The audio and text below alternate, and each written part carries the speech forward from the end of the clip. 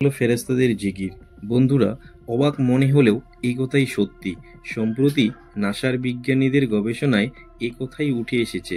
মহাকাশে এক রহস্যময় ধ্বনি সম্প্রতি রেকর্ড করেছে নাসার বিজ্ঞানীরা।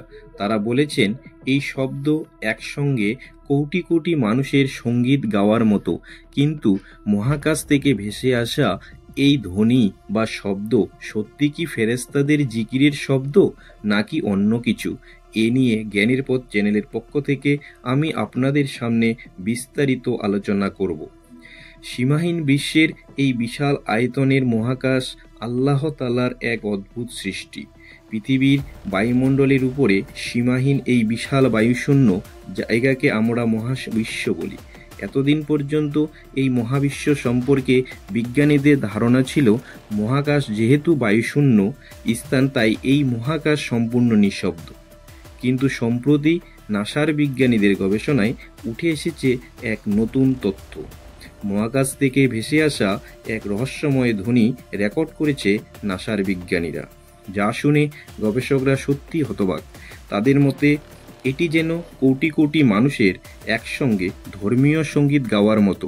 এখন প্রশ্ন হলো, এই ধ্বনি সত্যি কি ফেরেশতাদের জিকির? আসুন বন্ধুরা, আমরা একবার মহাকাশ থেকে ভেসে আসা এই ধ্বনি নিজের কানেই শুনি।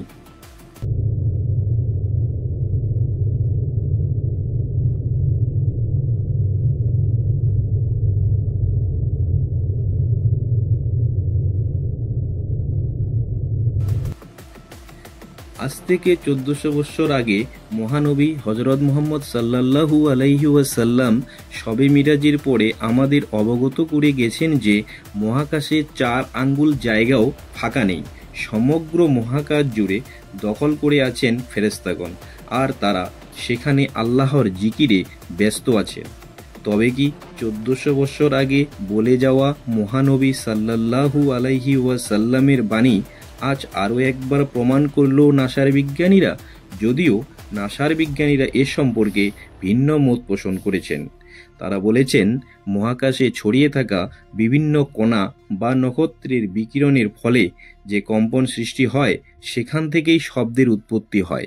নাসার hour universe is not silent and listen to the universe শীর্ষক প্রতিবেদনে এই সংক্রান্ত বিস্তারিত তথ্য উল্লেখ করা হয়েছে। তবে মহাকাশে ভেসে আসা এই শব্দ আসলে নক্ষত্রের কম্পন নাকি ফেরেশতাদের জিকিরের শব্দ, তা কেবল মহান আল্লাহ তাআলাই জানেন। আজ এই পর্যন্তই বন্ধুরা। এ সম্পর্কে নতুন নতুন ভিডিও পেতে আমাদের চ্যানেলকে সাবস্ক্রাইব করুন এবং বেল আইকনে অল নোটিফিকেশন বটনটিতে ক্লিক